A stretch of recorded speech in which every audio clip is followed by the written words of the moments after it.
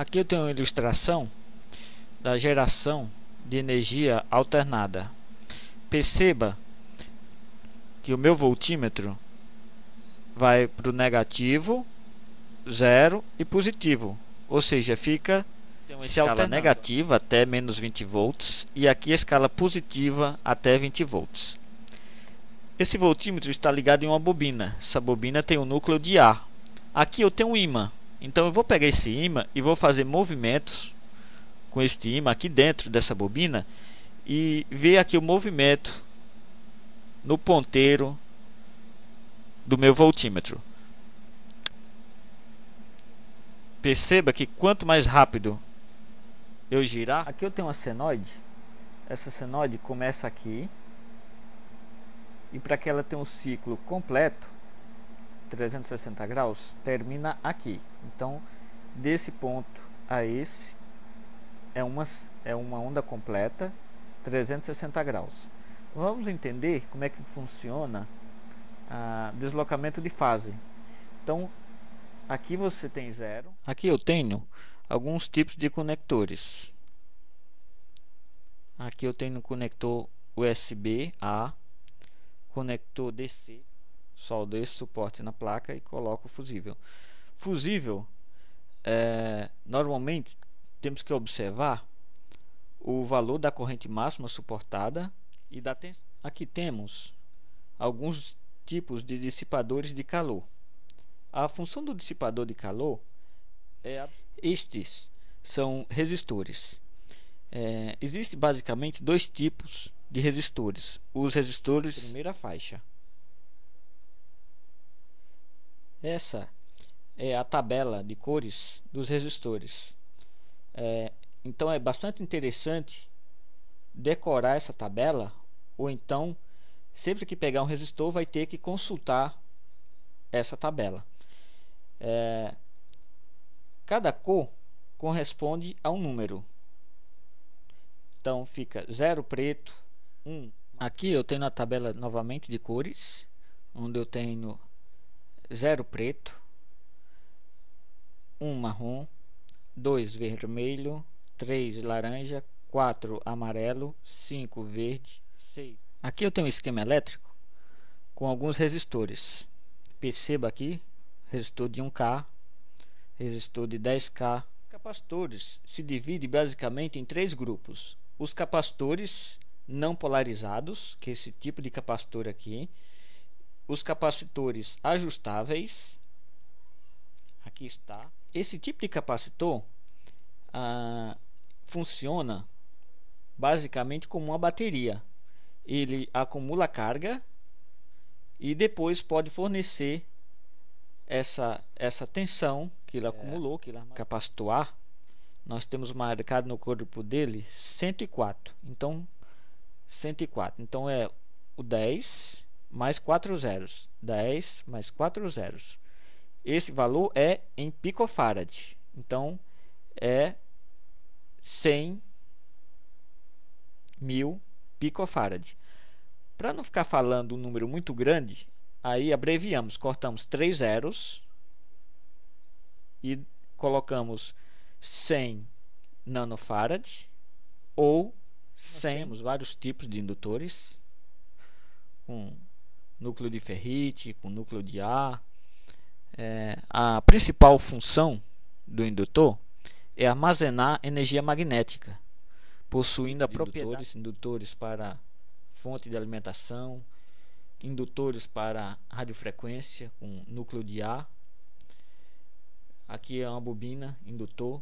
Esse tipo de bobina ela tem um alto-falante. Ele é construído basicamente de uma bobina, um indutor, moldada em volta de um ímã.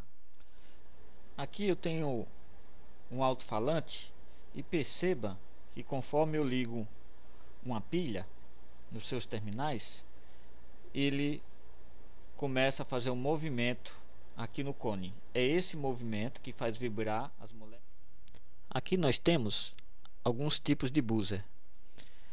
Esse tipo de buzzer piezoelétrico funciona com uma tensão DC, não tem energia. Esse sistema volta para cá, abrindo o contato que estava fechado e ficando aqui nesse contato aqui, que é chamado de normalmente fechado. Já vamos ver contato normalmente fechado e normalmente aberto. Aqui dá para ver bem. Esse contato aqui está fechado com esse, então o do meio é sempre o comum. Esse do meio ou vai para cá ou vem para cá. Então, se o relé não está alimentado, os contatos que estão fechados são chamados de NF. Pino 7 é normalmente fechado. Percebam que eles estão ligados. E o pino 8 é o outro terminal da bobina. NF é igual a normalmente fechado. NA igual a normalmente aberto. Aqui eu tenho novamente diagrama esquemático do relé. Aqui vários tipos de relé. Essa bobina do relé é acionada normalmente por um driver. Esse solenoide é construído basicamente de um núcleo, normalmente ferro, todo de silício, que você pode encontrar ele em vários encapsulamentos. Aqui é o encapsulamento para SMD.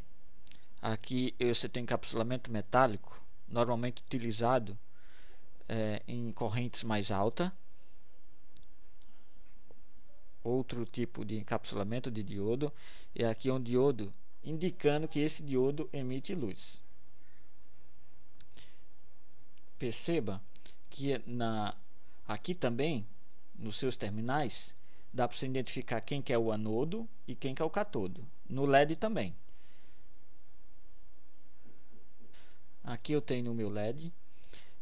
No LED, normalmente eu tenho um chanfro para indicar que é o catodo. Além disso, o catodo ele tem um terminal menor que o outro. Esse terminal maior aqui é o anodo. Anodo, catodo. Então, aqui nós temos alguns transistores em diversos tipos de encapsulamento. O transistor surgiu por volta de 1950 para substituir as válvulas bastante utilizadas na época. Os transistores podem ser encontrados em diversos tipos de encapsulamento. Por exemplo, esse tipo de encapsulamento aqui é utilizado em radiofrequência, em transmissores de radiofrequência. Aqui é sempre essa daqui, no esquema elétrico: coletor e emissor. Além disso, os transistores se dividem em dois tipos: o tipo NPN e o tipo PNP. A diferença no seu símbolo, no seu diagrama esquemático, é a seta.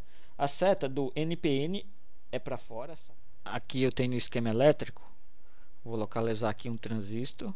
Aqui está um transistor do tipo PNP. Vamos ver como é que ele está polarizado. Lembre-se que um transistor do tipo PNP, o emissor é sempre quem